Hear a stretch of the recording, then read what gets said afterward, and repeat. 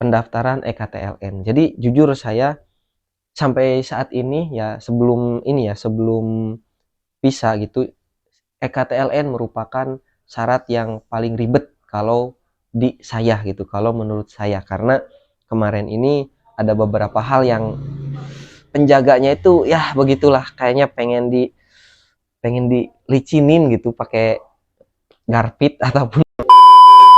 Minasang konnichiwa, kembali lagi bersama saya Duru Napis. Tentunya di channel ini kita akan membahas alur proses buat kerja ke Jepang. Dan alhamdulillah pada kesempatan video kali ini saya bisa membuat video panjang lagi yang berupa tutorial mungkin ya, ataupun melanjutkan proses buat kerja ke Jepang saya. Dan di video-video sebelumnya saya sudah bahas tentang banyak hal yang berhubungan dengan alur proses kerja ke Jepang. Entah itu dari mulai belajar bahasa Jepang, masuk LPK, ataupun tutorial-tutorial seperti dokumen, paspor, dan yang lain sebagainya. Oke, dikarenakan alhamdulillah pada saat ini jadi COE saya itu sudah turun, hingga akhirnya saya bisa melanjutkan proses selanjutnya. Dan seperti biasanya ketika yang berproses buat kerja ke Jepang COE-nya itu turun, selanjutnya adalah pembuatan visa dan EKTLN. Gomen, yang pertama itu EKTLN terlebih dahulu, baru ke visa gitu.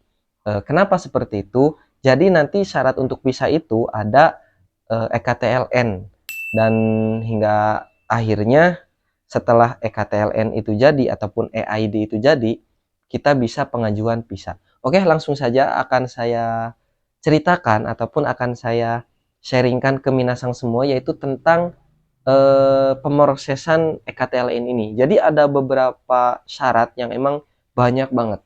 Oh iya, saya juga kemarin ada sedikit kendala minasang ketika pembuatan EID ini ataupun EKTLN ini, yaitu masalah surat izin orang tua. Ini sebenarnya udah banyak banget saya siapin ya. Ini EKTLN, bisa dilihat mana EKTLN, dan ini syarat-syarat yang lainnya lah intinya. Dan nanti akan saya spill satu persatu ya, akan saya jelaskan. Ini dokumen sebanyak ini masih ada aja yang salah gitu. Padahal ya salahnya itu nggak fatal-fatal banget, tapi saat kemarin saya pas pembuatan EKTLN itu menjadi sebuah problem intinya minasang.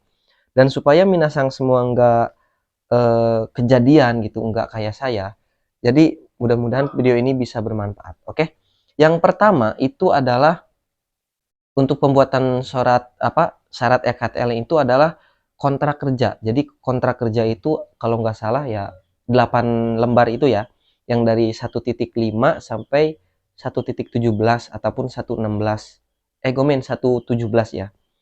Setelah kontrak kerja itu ada COE. Nah, COE-nya itu kita di ini ya, di apa itu istilahnya, di print out menggunakan kertas HPS A4, jangan dipotong. Dan yang selanjutnya surat keterangan berbadan sehat. Nah, surat keterangan berbadan sehat ini merupakan surat terbaru ya, bukan MCU, Gomen. Bukan MCU yang waktu sebelum kita sebelum kita nunggu COE. Nah, bukan yang itu, tapi ini merupakan surat keterangan sehat dari istilahnya puskesmas ataupun klinik. Nah, itu tuh jangka waktunya ada minasang. Jadi harus maksimal itu 2 minggu ataupun 14 hari dari pengecekan. Seperti itu. Lalu yang selanjutnya itu surat izin orang tua cap kelurahan. Nah, ini izin orang tua ini minasang, ini benar-benar harus diperhatikan. Surat izinnya itu pertama, orang tuanya itu harus sama dengan kakak. Lah, yang namanya orang tua kan sesuai kakak ya? Enggak, maksudnya gini. Kalau saya kebetulan orang tua itu dua-duanya berhalangan untuk menjadi wali saya gitu. Nah, oleh karena itu saya nyuruh ataupun saya memerintahkan ke orang yang ada di sekitar saya ataupun kerabat lah intinya. Jadi wali, bukan orang tua asli gitu. Dan itu ternyata dipermasalahin teman-teman. Di BP2MI-nya itu di Snaker ya, kalau di daerah saya itu di daerah Subang. Di Snakernya itu mempermasalahkan karena di surat izin orang tuanya yang ada cap kelurahannya itu Nama walinya itu bukan nama ayah saya dan bukan nama ibu saya, tapi mamang saya gitu. Hingga akhirnya ditanyalah, ini mamangnya mana KTP-nya, mana kakaknya. Setelah itu saya disuruh lagi buat upload ulang di apa itu di Siskop itu di link yang BP2MI itu, dan intinya ribet banget. Kalau nggak salah saya masuk jam 8, keluar itu saya jam 11 minasang. Pokoknya ribet, ditanya itu, ditanya ini. Seharusnya sih ya kalau dapat cerita-cerita dari orang lain tuh aman-aman aja gitu. Tapi kenapa pas saya ada aja halangannya.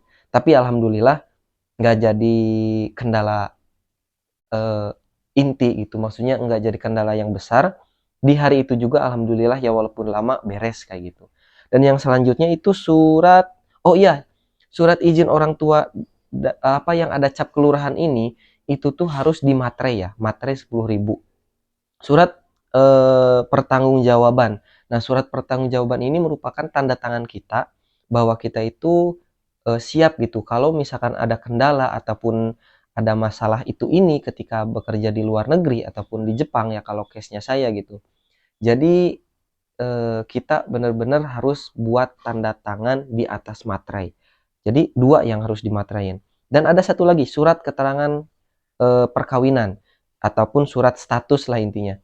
Kalau misalkan kita sudah menikah, maka kita harus tanda tangan di atas materai menyatakan bahwa kita ataupun diri kita itu berstatus telah nikah seperti itu. Dan kalau belum nikah ya ataupun belum kawin gitu, sama harus tanda tangan di atas materai tersebut.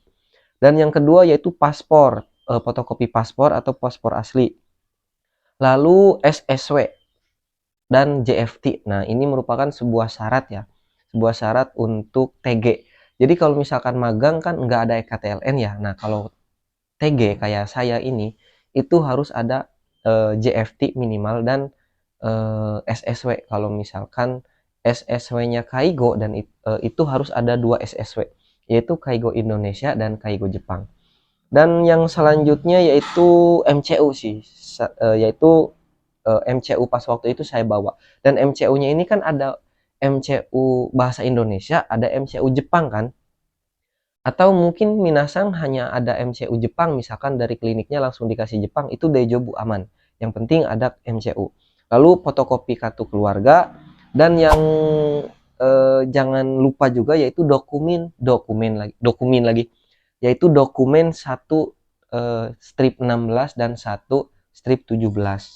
Nah, kalau misalkan udah kekumpul itu semuanya, maka akan muncullah EID ataupun apa itu istilahnya surat hasilnya, yaitu yang warna merah itu ya. Nah, seperti ini. Nah, jadi sudah jadi. Nah, kalau misalkan sudah jadi surat itu ataupun hasil dari EKTLN tersebut, maka kita bisa pengajuan visa. Nanti setelah pembuatan EKTLN ini, setelah linknya diupload sama petugas, jadi nanti kita itu akan diminta untuk pembayaran BPJS Ketenagakerjaan minasang. Dan nominalnya sekitar 190.000 ataupun 189.000 gitu. Ya mungkin ada perbedaan di setiap kota ataupun seperti apa saya nggak tahu. Jadi itulah syarat-syarat untuk apa ya istilahnya pendaftaran EKTLN. Jadi jujur saya sampai saat ini ya sebelum visa gitu, EKTLN merupakan syarat yang paling ribet kalau di saya gitu, kalau menurut saya, karena kemarin ini ada beberapa hal yang penjaganya itu ya begitulah, kayaknya pengen dilicinin gitu pakai garpit ataupun apalah nggak tahu gitu. Tapi alhamdulillah walaupun agak sedikit kemarin itu ya pas pembuatan EKTLN itu walaupun ada sedikit apa debat saya sama petugasnya, tapi petugasnya tujuannya baik kok. Jadi kata dia itu, ini siapa katanya, terus ini yang bertanggung jawab atas kamu siapa, kita nggak mau katanya kalau misalkan kamu sudah di luar negeri itu ada hal-hal yang nggak diinginkan kan itu buat kebaikan kamu juga. Oke, alhamdulillah saya bisa apa namanya, saya bisa paham lah dengan itu semua. Tapi dikarenakan ujung-ujungnya beres, ya udahlah, aman-aman aja gitu, nggak ada permasalahan. Dan satu lagi Minasang, untuk proses kerja ke Jepang ini dan khususnya penungguan COE itu setiap orang beda-beda ya. Ada yang cuma 2 bulan, bahkan ada yang 1 bulan 2 minggu itu ada loh. Dan ada yang 4 bulan, 5 bulan. Kayak saya ini 5 bulan, jalan ke enamnya itu baru turun Minasang. Ya ternyata walaupun COE-nya lama, tapi tetap pasti kok, pasti akan turun. Dan nanti di kemudian hari mungkin kalau misalkan saya ada kesempatan buat bahas, sebenarnya ada hal-hal dan ada faktor-faktor yang membuat COE itu lama. Entah itu dari kota, entah itu dari kondisi kaisa, bahkan kondisi dokumen yang ada di Indonesia, itu semuanya berpengaruh Minasang. Tapi akan saya bahas di video selanjutnya. Maka dari itu, buat teman-teman yang masih mantengin channel ini, jangan lupa untuk di like, komen, dan subscribe. Ja, watashi kara ijo desu. Saigo made mite korete arigatou gozaimashita. Arigatou gozaimasu. Otsukare sama deshita.